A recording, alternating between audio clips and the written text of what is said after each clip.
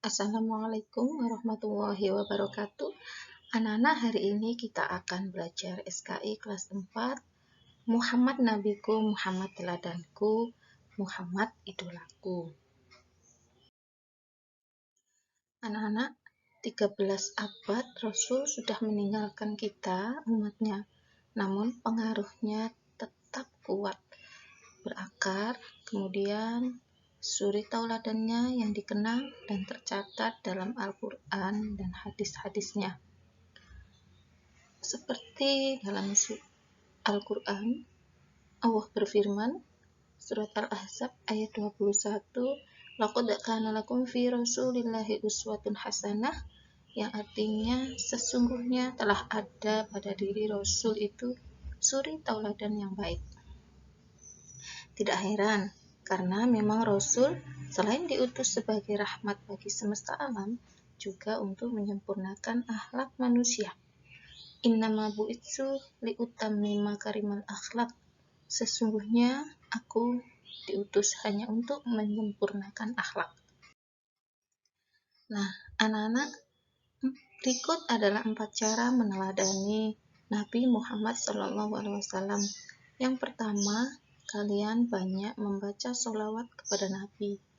Yang kedua, menjalankan sunnah-sunnah Nabi dalam kehidupan. Yang ketiga, membaca dan mengamalkan Al-Quran. Dan yang keempat, ta'aluk atau keterkaitan. Yang pertama adalah membaca sholawat.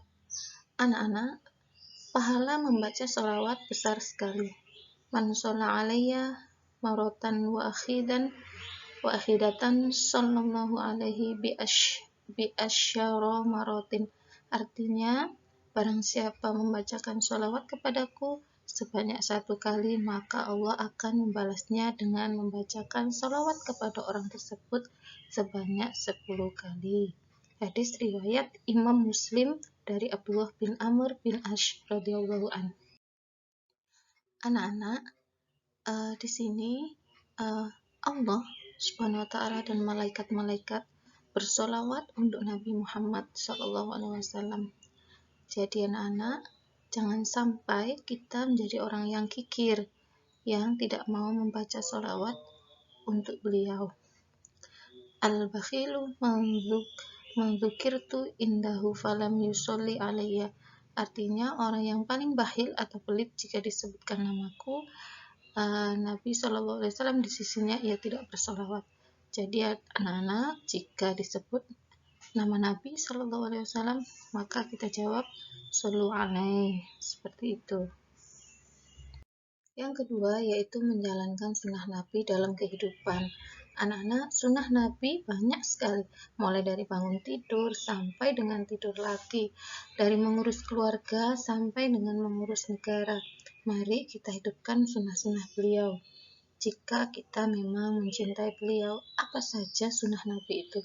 Banyak sekali anak-anak, seperti makan dengan tangan kanan, masuk masjid dengan kaki kanan dan keluar kaki kiri. Semua yang disunahkan oleh beliau, seperti kalau sholat itu kita membaca doa iftitah, kemudian membaca ayat surat-surat pendek di dalam ketika kita sholat dan lain sebagainya. Di situ ada sunnah-sunnah yang harus kita lakukan.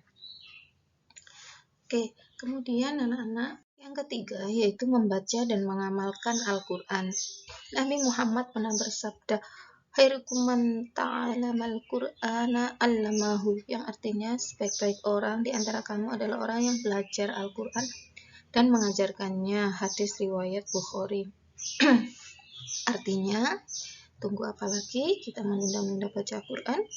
Masa dari waktu yang kita miliki 24 jam lamanya tidak sempat baca? Kita pasti sempat jika kita mau melaksanakannya atau jika kita memiliki kemauan. Tapi jika kita tidak memiliki kemauan, waktu 24 jam itu rasanya masih kurang. Oke, anak-anak, di hadis lainnya beliau juga bersabda, Iqra'ul Quran fa innahu ya'ti yaumul qiyamati syafi'an li asbihi. Yang artinya, bacalah Al-Quran, sungguh akan datang pada hari kiamat sebagai pemberi syafaat bagi pembacanya. Hadis riwayat Muslim. Kadangkala manusia banyak kesibukannya dalam memenuhi nafkahnya dan lain-lain. Al-wajibat aktsaru minal auqaf, yang artinya kewajiban kita lebih banyak daripada waktu yang ada, hingga tidak mungkin mengamalkan semua isi kandungan Al-Quran. Namun ada kaidah fikih yang berbunyi ma'la yudraku kulluhu la yutraku kulluhu, yang artinya apa yang tak dapat dijangkau semuanya tidak ditinggalkan semuanya. Jadi semampu dan semaksimal mungkin kita jadikan Al-Quran sebagai guidance of life, jadi sebagai pedoman dalam hidup kita. Tapi jangan lupa ya anak-anak, tiap hari kita harus baca Al-Quran. Yang keempat yaitu ta'alluq atau keterkaitan, yakni senantiasa mengaitkan dan mendekat dengan Nabi dalam segala kondisi. Ya, antara lain membaca dan mempelajari Nabi Muhammad dari ciri fisiknya seperti yang tercantum dalam kitab-kitab susunan para ulama. Atau dengan cara lain yaitu mempelajari pribadi dan sifat beliau, kemudian kita bisa mencontohnya, yang sidik, jujur, berkata benar dalam setiap keadaan, amanah, bisa dipercaya, fatonah, cerdas atau pandai dan bijaksana, serta tablik, yaitu menyampaikan ajaran. Bisa pula dengan mempelajari sejarah hidup Nabi SAW dari buku-buku sirah nabawiyah. Oke anak-anak, demikian yang dapat Ibu sampaikan. Mohon maaf jika ada kekurangan dan jika ada kelebihan, semata-mata itu berasal dari Allah Subhanahu wa taala. Terima kasih. Billahi taufiq wal hidayah. Wassalamualaikum warahmatullahi wabarakatuh.